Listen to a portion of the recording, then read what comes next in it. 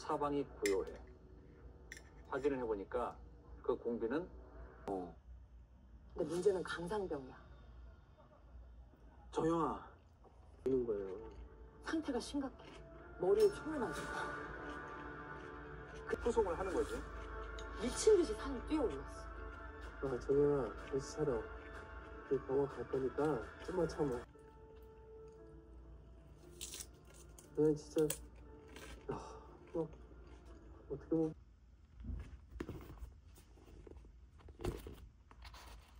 일단 책을 다 읽었고요.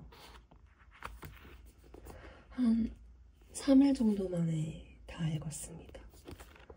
그 정도로 굉장히 흡입력 있게 읽었던 책이에요. 좋았던 부분도 있고 아쉬웠던 부분도 있는데, 일단 간단하게 소개를 하자면, 이 책은 거대한 역사와 함께 맞물려서 돌아가는 한 사람의 인생과 그의 운명을 그린 작품이라고 할 수 있겠고요. 앞에서도 얘기했듯이 서문이 굉장히 인상적인데 일부를 제가 한번 읽어드릴게요. 앞에서도 말했듯이 나는 현실과 긴장 관계에 있다. 좀 더 심각하게 말하자면 나는 줄곧 현실을 적대적인 태도로 대했다. 시간이 흐르면서 마음속의 분노가 점차 사그러지자 나는 진정한 작가가 찾으려는 것은 진리, 즉 도덕적인 판단을 배격하는 진리라는 걸 깨달았다. 작가의 사명은 발설이나 고발, 혹은 폭로가 아니다. 작가는 독자에게 고상함을 보여줘야 한다. 여기서 말하는 고상함이란 단순한 아름다움이 아니라 일체의 사물을 이해한 뒤에 오는 초연함, 선과 악을 차별하지 않는 마음, 그리고 동정의 눈으로 세상을 대하는 태도다. 특히 인상적이었던 부분이 여기서 말하는 고상함이란 단순한 아름다움이 아니라 일체 사물을 이해한 뒤에 오는 초연함, 선과 악을 차별하지 않는 마음, 그리고 동정의 눈으로 세상을 대하는 태도다. 이 파트인데요. 작가의 말에서도 느껴지듯이 자신에게 주어진 운명을 거부하지 못하고 살아가는 인간에 대한 애정과 그런 긍휼함이 소설 전체에 깊이 드러나 있어요. 그 인간이 고난과 역경을 겪으면서도 자신의 삶을 증오하지 않고 마침내 좀 수용하면서 살아가는 과정이 안타깝기도 했지만 지극히 현실적인 삶의 모습을 담담하게 그려낸 작품이라는 생각이 드네요. 먼저 간단하게 줄거리를 설명해 드리자면, 이야기의 주인공 속 푸구이가 이제 대지주의 아들인데 도박과 물란한 생활로 가산을 탕진하게 됩니다. 그래서 온 가족이 집을 잃고 이제 농사를 지으면서 살게 돼요. 근데 그 와중에 지주를 척결하자는 그런 혁명운동이 일어나면서 오히려 푸구이는 목숨을 건지게 됩니다. 하지만 이런 행운도 잠시, 길거리에서 갑자기 전쟁의 징집이 되게 되고 이제 그곳에서 전쟁으로 사랑하는 동료도 잃고 그 사이에 딸이 벙어리가 되는 슬픔을 맞이하게 되기도 해요. 하지만 이제 푸구이는 최선을 다해서 가족들을 사랑을 하면서 그 가족의 속에서 행복을 찾으려고 노력을 합니다. 이 부분은 스포가 될 수도 있는데, 그러다가 아들이 또 어이없는 이유로 죽는 그런 슬픈 사건도 경험을 하게 되고요. 이러한 인생의 세옹지마의 과정을 겪으면서 푸구이는 그저 삶의 초연한 태도를 가지게 되는데요. 저는 이 이야기의 스토리보다도 이 푸구이가 삶을 대하는 태도를 많이 관찰하면서 읽어봤고, 좀 처음에는 아니 이런 일을 겪었는데 어떻게 이렇게 담담할 수가 있지? 하면서 조금 이해가 안 됐었거든요.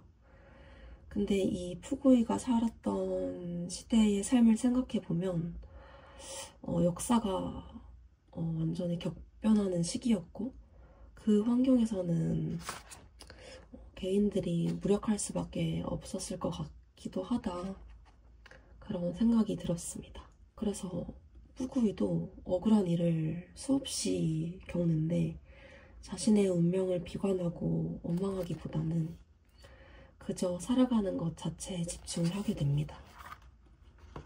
인생이라는 작품은 개인과 운명의 우정을 이야기하고 있다. 이것은 가장 감동적인 우정이다. 그 둘이 서로 감사하면서도 동시에 서로 증오하기 때문이다. 사람과 그의 운명은 서로 상대를 포기할 방법이 없고 서로 원망할 이유도 없다. 그들은 살아가는 동안은 흙먼지 풀풀 날리는 길을 함께 가고 죽을 때는 빗물과 진흙 속으로 함께 녹아든다.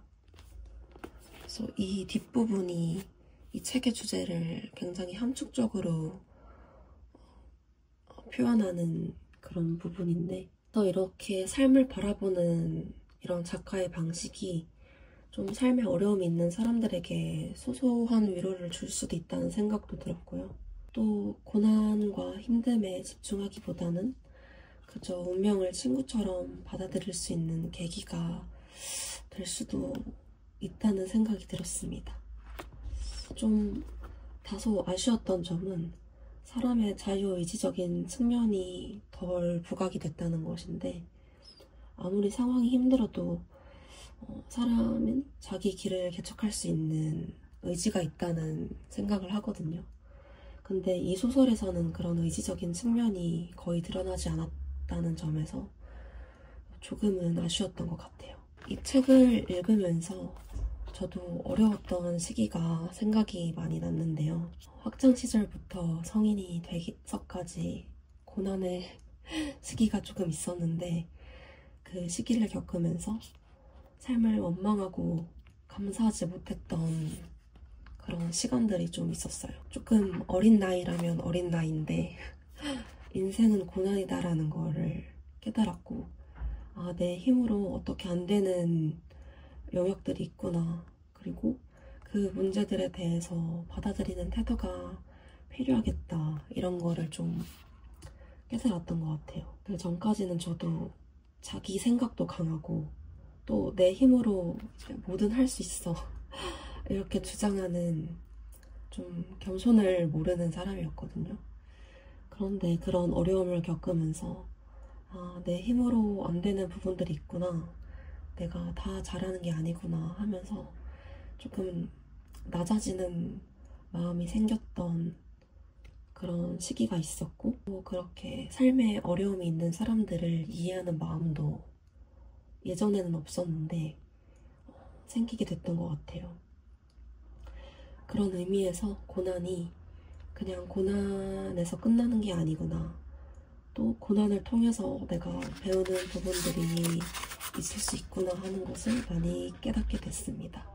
앞에도 언급했듯이 그러면서 감사일기를 쓰는 습관도 가지게 됐고, 좀 어떤 어려움이 있든 간에 감사로 돌리는 연습을 꾸준히 할 수 있는 계기가 됐던 것 같아요. 고난이 없는 평범한 삶이 좋은 것 같고, 또 그거를 부러워하던 시기가 있었는데, 이 책을 읽으면서 제가 고난을 통해 배웠던 것을 다시 한번 돌아볼 수 있었고, 또 지금 주어진 삶에 얼마나 감사해야 하는지를 생각해 볼 수 있는 계기가 되었습니다. 이 책은 좀 지금 삶이 어렵다, 아니면 뭔가 인생을 왜 살아야 하는지 모르겠다, 이런 시기를 겪는 분들이라면 조금 의미 있게 읽으실 수 있을 것 같고, 저는 늘 그렇게 생각을 하는데 책이 삶에 대한 해답을 주지는 않지만 그래도 내 삶을 한번 돌아보고 과정에서 제 삶에 적용시킬 수 있는 부분들을 찾을 수도 있고,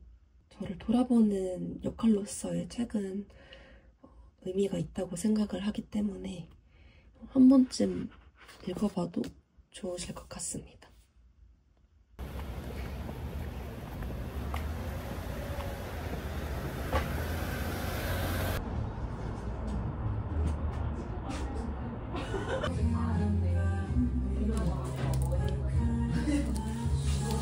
얘기해도 되나?